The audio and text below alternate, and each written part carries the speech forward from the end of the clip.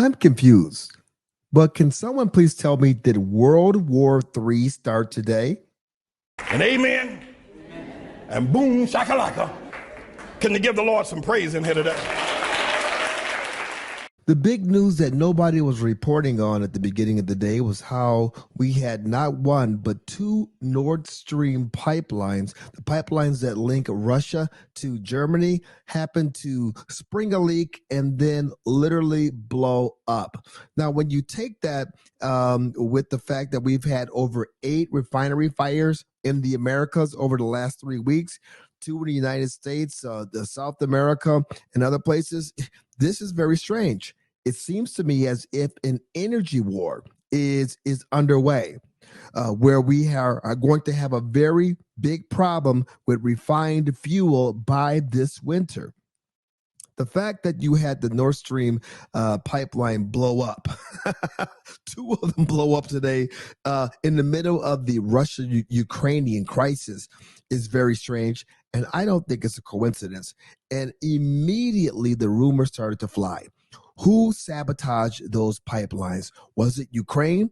Well, Ukraine doesn't have the capacity to have submarines that go that deep in the Baltic Sea. I don't think it was Ukraine. Was it Germany? I don't think Germany has that capacity either. So it comes down to Russia or the United States. Well, why would Russia do it? I mean, Russia, this their pipeline, and they control the spigot, especially on Nord Stream 1. They had went from full capacity down to 20% because of the sanctions that Europe put on them, and they're threatening to cut it off altogether this winter. So I don't see why they would blow up their own pipeline. Having said that, time for a disclaimer. I am not a puppet of Putin, nor am I for Russian aggression in the Ukraine. I need to say that because what I'm about to say next is very controversial. That leaves the United States of America and NATO, both which have the capacity to pull something like this off. Well, what is NATO? What does the United States get out of it? Well, they are in a proxy war with Russia. We are. And right now, they're going to do everything within their power to not only defeat Vladimir Putin in Russia, but also to keep the European Union, the EU, from capitulating, from giving in to Russia. And we were getting rumblings that that was exactly what was going to happen. Why? Because they don't have any fuel. They don't have any natural gas. They can't fuel their homes. They can't make fertilizer. They can't do a lot of things without that. And the fear was that they were going to come to peaceful terms with Russia. Isn't that a shame? Every other time we have war, I see protesters out there. I see that our diplomats are trying to sue for peace or get some type of negotiation down with the enemy so that we can have peaceful times, but not with this one. With this war this proxy war between the United States and Russia, it seems to me like we want war. I'm sorry. Prove me wrong. Lindsey Graham, Nancy Pelosi, Chuck Schumer, Mitch McConnell, they're all on board sending billions of our dollars over to the Ukraine. There's no talks of peace. As a matter of fact, they forbid peace talks. It seems to me like they want all out conflict.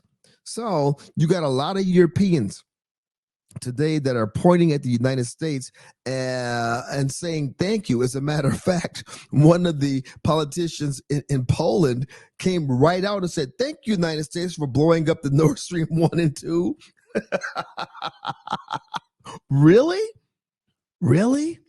Well, for those true believers, I guess this would be a good thing, because this is going to mean that Russia can't collect any more money from sending natural gas to Europe, and there's no even hope for that happening in the future, because that's how severe the damage was to these two pipelines. But before we get too far, before you start to blame me, before you say I'm wearing a tinfoil cap, I want to remind you of something.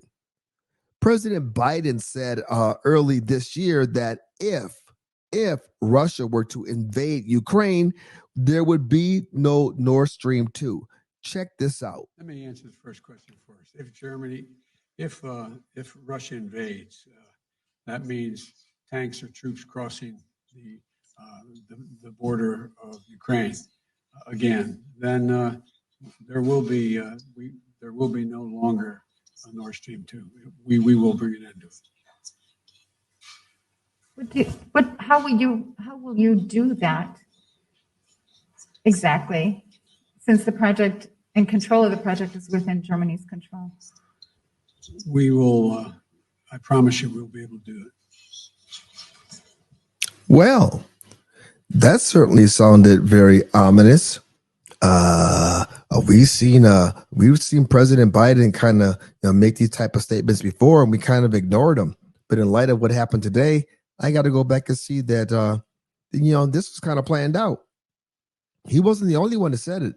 There were other Biden officials that came out and said the exact same thing.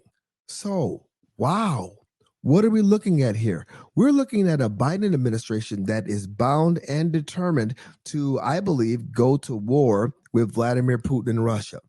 The reasons, well, we could throw them up in the air. Maybe they're just crazy. Maybe we have a bunch of demented leaders that are leading the Western civilizations of Western countries. Maybe they really are hell-bent on ushering in a green new economy, and there isn't a green new economy. So maybe they're just hell-bent on ushering us into the medieval time period. I don't know. But the countries are lining up. Your countries that use fossil fuels, according to the left, China, Russia, Turkey, India, Japan. And then you have your Western nations that are married to the ideal of green new energy, solar and wind power, which really doesn't exist, at least not to the point where it can run an economy. And if you don't believe me, just stay tuned to what's happening in Europe this winter. Now that the Nord Stream 1 and 2 are down, they got a new pipeline, I think, coming in from Poland. But is it going to be enough to keep Europe warm this winter? I don't know. But I know that what we're looking at, to me, is insane. What we're looking at is really devious, demonic.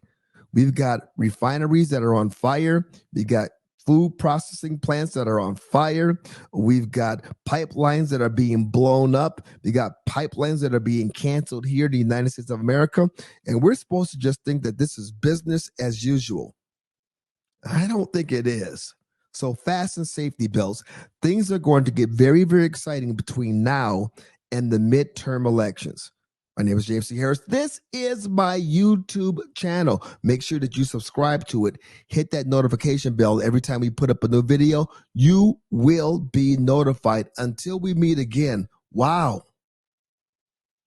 Let's go.